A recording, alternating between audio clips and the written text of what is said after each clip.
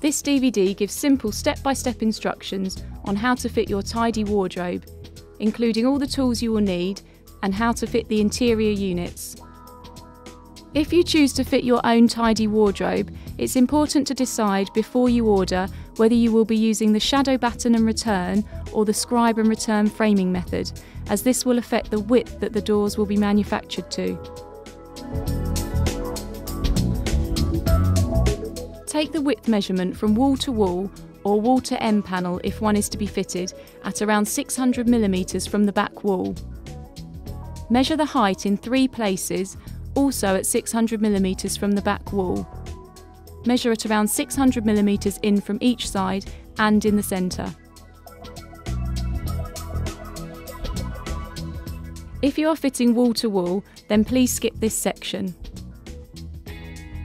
When fitting a tidy wardrobe to an end panel, rather than wall to wall, the measurement to the inside of the end panel will be the finished aperture width of the wardrobe doors, less 80mm for the scribe and return framing, or 36mm for the shadow batten and return framing from the wall opposite to the end panel. A channel set will be supplied with your end panel, and this will make it much easier to fit. Measure and cut the long channel to fit from the top of the skirting to the ceiling and mark the hole positions on the wall.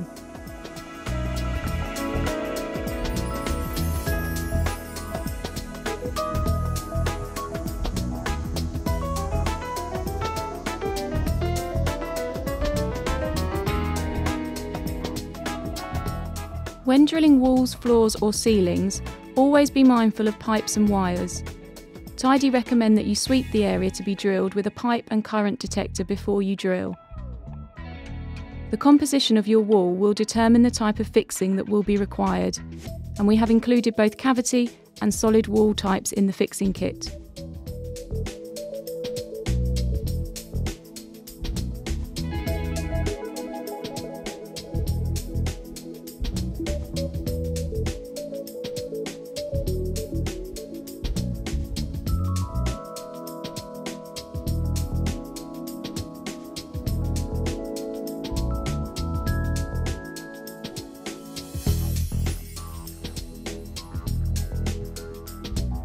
Use a square to ensure that the top and bottom short channels are fitted at 90 degrees to the back wall.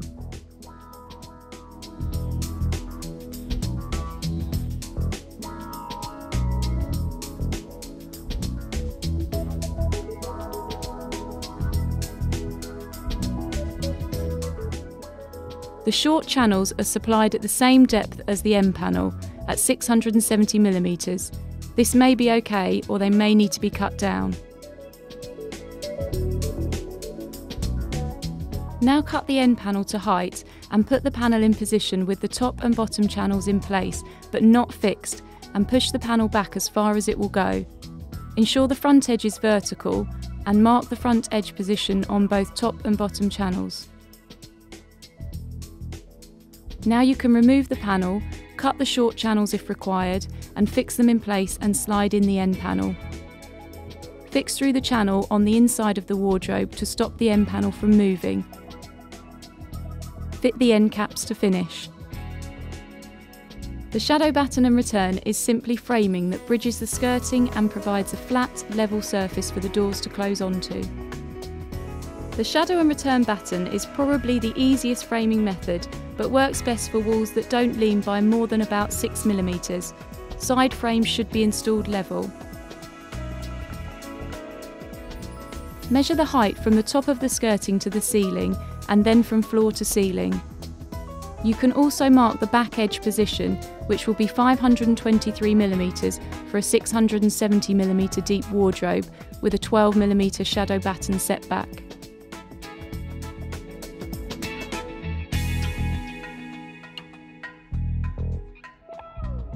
Now measure and cut the shadow and return battens to height and mark the return batten with the setback dimension. This is usually 12mm, but can be more if required.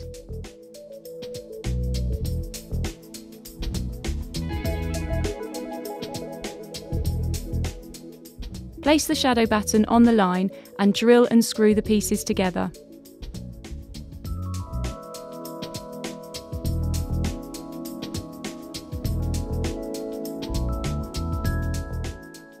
Use 3 or 4 dabs of fast grab adhesive, or if preferred, the shadow and return can be fixed with conventional screws and plugs. Don't fit the shadow batten and return yet, as you will need to fit the interior first.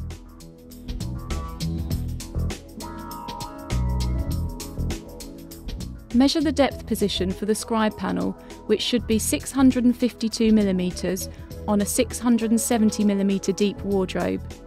Now measure the height from floor to ceiling. The next step is to lay the scribe and return panels down and match the cam and dowel holes so that both the panels are cut from the same end. Then measure and cut the panels to height.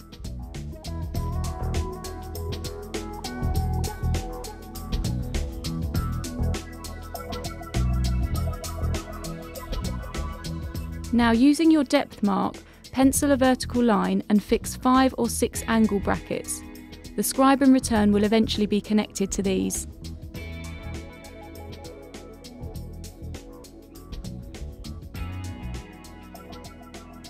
Ensure that the correct panel is used for the scribe. It's the one with the larger cam holes, which should be facing into the wardrobe. Stand the scribe panel in position against the skirting and ensure that it is vertical.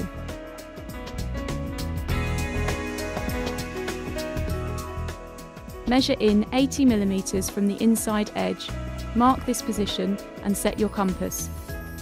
With a steady hand, scribe a line from top to bottom. Whilst it's important to set up the shadow and returns or scribe and returns first, while there is plenty of room to manoeuvre, the frame should not be fitted yet. So once you're set up, simply put them to one side and fit the interior first. As you will see later, if the side frames are fitted first, it won't be possible to slide the hanging rail shelves into the supporting channels. If you have a cornice, it can often be brought into the scribe, as the principle is the same as for the skirting. Now, using a jigsaw, cut out the scribe. To finish off, insert the cams into the scribe panel and the dowel pins into the return panel and fix the scribe onto the brackets. Now enter the return panel dowels onto the scribe panel cams and do them up by hand using a cross-head screwdriver, and don't over-tighten.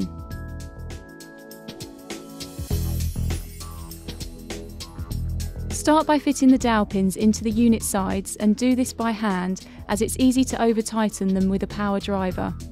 The position for the dowels will be marked on the unit. Now put the cams into the pre-drilled holes in the 3 fixed shelves and start to assemble the unit.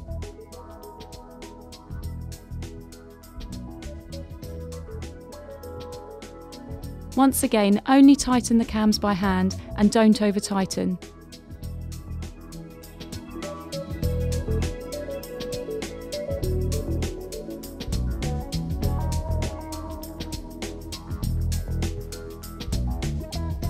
Finally, screw the angle brackets to the back of the plinth, put the plinth into position and screw in place to finish the unit assembly.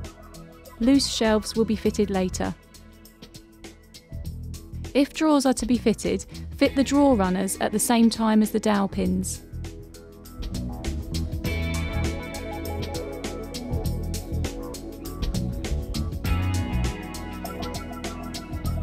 In our example, the interior unit is in the centre, so you can either shuffle the unit into place and mark its position for height and width, or measure the unit and mark the wall accordingly. This may be the easier way if you're installing on your own. A short piece of channel is supplied with the interior unit, which provides a neat way of securing the unit to the wall.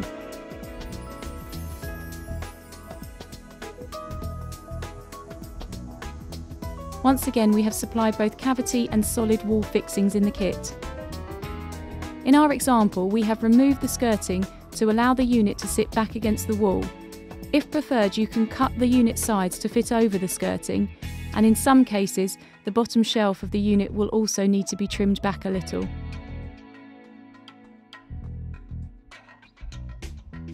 Once the unit is in position, simply drill and screw through the channel into the shelf to fix securely.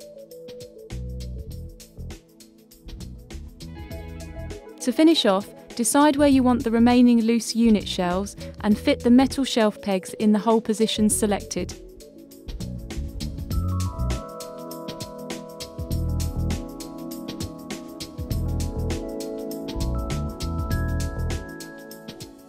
The fixed shelves that span between the wall and centre unit can be fitted at any height, but as a rule, the shelves are usually fitted in line with the unit top shelf, halfway between the floor and top shelf, and 1800mm up.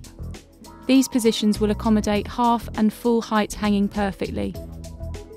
The short channels are already the correct depth, but the longer channels for the back wall will need to be cut to width and fitted in the usual way. To finish, slot in the shelves and secure discreetly with a couple of screws.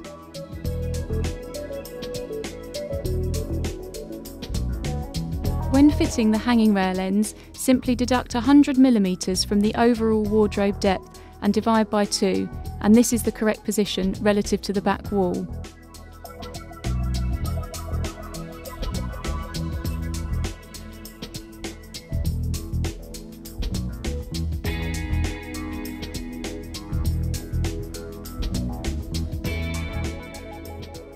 If the hanging rail ends shown here are the ones supplied, then simply position the top of the fitting up against the shelf channel.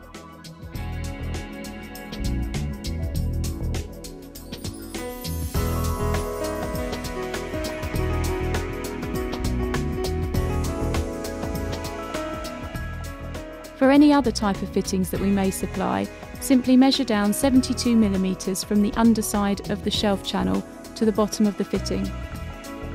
Pull-out tie and shoe racks should only be fitted on the side of an interior shelf or drawer unit.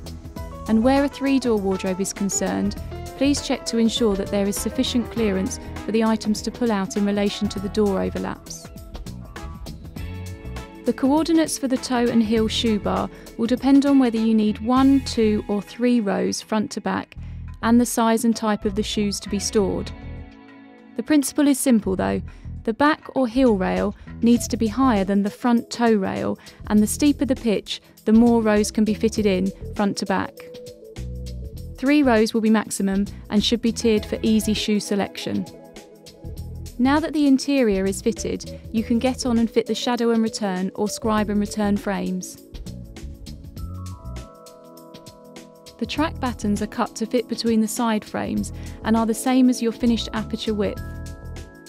The type of fixing required will depend on your ceiling composition, but both cavity and solid type fixings have been included in the kit.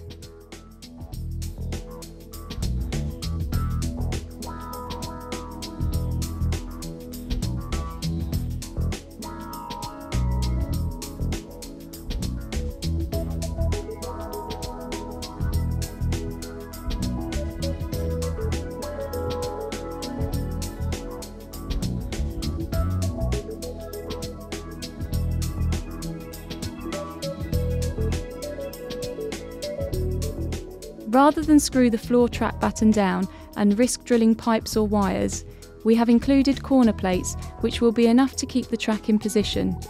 It is sometimes best to screw the batten down as well, but be careful if you do. The top track is cut to length and is the same as your finished aperture width.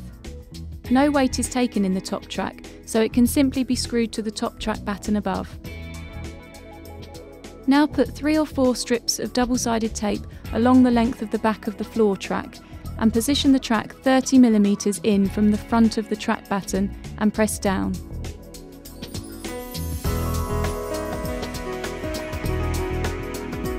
Tidy wardrobe doors and tracks are made to measure, so please ensure that the aperture height and width of your finished framework is the same as the aperture height and width that will be shown on your order confirmation. On this 3-door installation, ensure that the 2 outer doors are fitted on the back track first. It's easier with 2 people, but as you can see can be fitted by 1 person. Hold the door at around 30 degrees when entering it into the top track. To get the door to locate in the floor track, simply push the wheel up inside the bottom rail and locate in the track slot.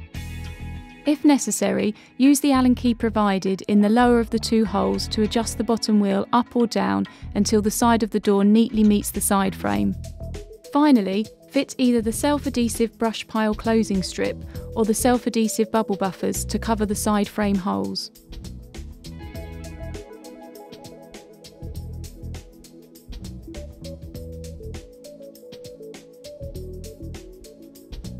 If necessary, fill down between the walls, ceiling and wardrobe framing with a decorator's filler. All glass and wood effect doors and framing can be cleaned with a non-abrasive household cleaner, except Frosted Classic and Matalac Black, which can only be cleaned with warm water. Now you have seen the fitting process, if you decide you would like to have a fitted service, please contact us and we will be happy to arrange that for you. Whether you fit or we fit, the end result is the same, a fabulous tidy wardrobe.